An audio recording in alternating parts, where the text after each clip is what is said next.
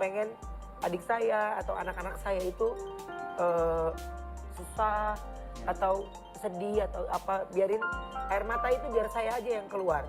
Tahun yang lalu kami semua diblokir sama Ruben. Debt collector datang yang belum pada waktunya dan cukup menjawab seperti yang saya sampaikan, atau seorang ibu yang melarang anaknya bertemu dengan ayahnya. Kalian tahu aku orangnya sangat baik, kalian juga tahu aku sangat cinta damai dan aku sangat memikirkan apapun tentang anak-anak aku. Beberapa hal yang gue lewatin dan gue tahu yang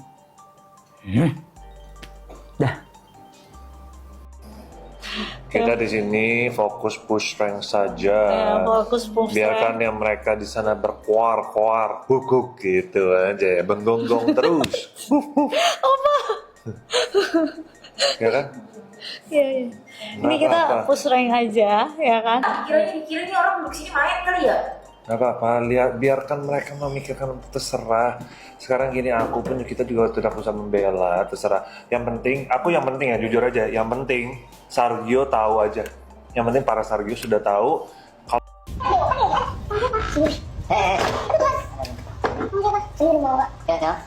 Di tengah panasnya konflik Ruben dan Sarwenda, Betran Peto akhirnya buka suara. Dengan nada penuh kecewa, ia mengaku hancur melihat kedua orang tuanya saling berdebat di media sosial. Betran takut, perpecahan ini justru melahirkan fitnah baru dari para haters. Ia hanya berharap semuanya berhenti, agar keluarga mereka tak lagi jadi sasaran cerita yang diperbincangkan hangat oleh netizen. Tiba-tiba ada yang datang ke rumah, kaget nggak, takut nggak, gitu aja. Apalagi aku kan perempuan, aku punya anak-anak di rumahku, gitu loh, ya. Sarwenda yang ditemui awak media pada hari Sabtu akhir pekan kemarin mengurai respon yang mengejutkan ketika ditanya awak media soal rumahnya yang disambangi oleh debt collector sepekan sebelumnya. Sarwenda lebih banyak diam dan menyatakan permohonan maafnya di hadapan awak media jika ia saat itu tidak bisa banyak berkomentar. Alasannya, Sarwenda mengaku dirinya tidak ingin mengganggu kenyamanan pihak lain. Ketika awak media terkesan mendesaknya untuk angkat bicara, Sarwenda pun hanya menebarkan senyum manisnya. Respon Sarwenda tersebut terjadi 1 hari setelah kuasa hukumnya angkat bicara terkait rumah Sarwenda yang didatangi oleh debt collector dan menyinggung sosok berinisial RSO yang diduga adalah Ruben Onsu. Hal itu mendorong Ruben Onsu pada hari Sabtu tanggal 15 November lalu angkat bicara membuat klarifikasi melalui kuasa hukumnya Minola Sebayang. Sarwenda tegaskan nafkah 200 juta dari Ruben Onsu sudah menjadi bagian kesepakatan cerai. Buset. Ternyata berita yang beredar bahwa Ruben Onsu memberikan nafkah 200 jutaan ya. Semua mau diurusin sama Ruben, bahkan sampai kayak uang sampah gitu. Ternyata benar kuasa hukum Sarwenda itu membenarkan bahwa kliennya menerima ya nafkah sekitar 200 jutaan itu. Tapi sistemnya tuh rembes. Jadi Sarwenda ini nalangin dulu tuh kebutuhan anak-anak, entar di tanggal tertentu baru dirembes terus diganti sama Rubennya gitu. Buset, kata gua. Kalau misalnya ini saya jelaskan, kalau seandainya Bu Wenda bercerita dari awal pernikahan sampai akhir, mungkin Indonesia bisa heboh juga, gempar juga dengan ceritanya beliau. Ya, tapi itu tidak dilakukan. Orang tuh maunya ngelihat gue reaksi yang wow gitu, maunya gue marah gitu. Kita kan sudah masing-masing gitu, tapi kalau anak ya anak gitu. Udah tuh biasanya ya manusia itu nanggung keranjang belanjaannya aja, keranjang Shopee-nya aja. Tapi ini sampai keranjang-keranjang sampahnya juga semua diurus-urusin loh. 200 juta.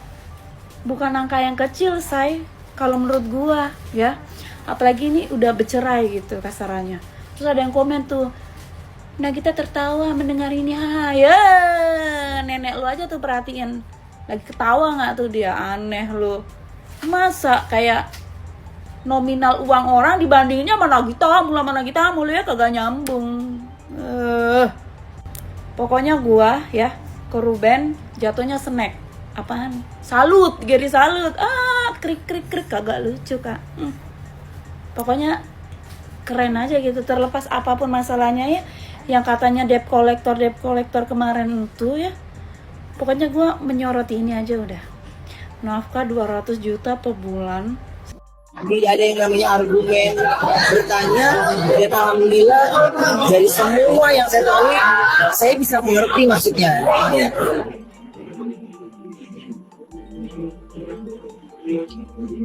Heboh. Hubungan Ruben Onsu dan Sarwenda yang dikira damai pasca cerai ternyata menyimpan skandal finansial yang sangat gelap. Kuasa hukum Ruben Onsu belak-belakan. Setiap bulan Ruben mengucurkan dana 242 juta rupiah untuk Sarwenda dan anak-anaknya. Tapi, di tengah kucuran uang fantastis ini, mengapa justru rumah Sarwenda didatangi debt collector menagih cicilan macet? Netizen curiga, dana ratusan juta itu tidak sampai ke anak-anak. Benarkah uang nafkah 1/4 miliar itu kini dihabiskan oleh pacar barunya, Giorgio Antonio? Di segmen ini, kita akan bedah semua kejanggalan dan spekulasi panas yang membuat publik terpecah.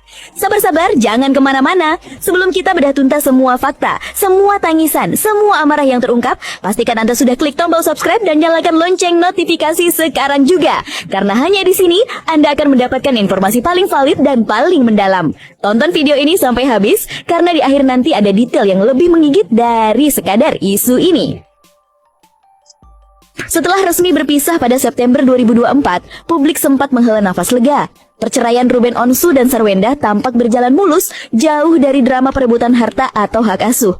Keduanya sepakat untuk mengutamakan psikologis ketiga anak mereka, Betran Peto, Thalia, dan Tania. Namun, kedamaian itu hanyalah topeng yang tipis. Di penghujung tahun, tabir konflik mulai terbuka. Yang semula hanya perdebatan kecil, kini berubah menjadi perang dingin terbuka yang menyeret isu finansial dan bahkan isu orang ketiga yang berpotensi memicu skandal. Pangkal masalah yang membuat publik terkejut adalah terungkapnya besaran nafkah yang diberikan Ruben. Pihak Ruben melalui kuasa hukumnya mengklaim bahwa kliennya tidak pernah lalai. Ia tetap bertanggung jawab penuh dengan memberikan nafkah bulanan senilai 242 juta rupiah. Konflik Ruben dengan mantan istrinya kembali memanas di media sosial. Bermula dari postingan Sarwenda yang dikomentari Ruben Onsu ketika anak-anaknya seolah dieksploitasi ketika sedang berjualan live, hingga posgan Sarwenda yang diduga didatangi debt collector menagih cicilan mobil yang terlambat. Perseteruan ini juga menimbulkan spekulasi negatif dari sebagian netizen. Ada yang mengaitkan ini dengan pacar baru Sarwenda yang terlalu overprotektif pada Sarwenda dan anak-anaknya. Ada juga yang mengaitkan ini dengan hubungan Onyo yang mulai renggang dengan Sarwenda karena Papa Gio. Jangan menilai orang dari casing ini. Ya, jangan menghakimi isi buku dari covernya. Ya, nah, jadi tidak diinformasikan ternyata. Nggak mau, nanti malah jadi menyalahkan atau kayak gimana, salah ngomong, nanti dia apa-apain gitu. Jadi ya udah dia disuruh ke lawyer, ya aku ke lawyer.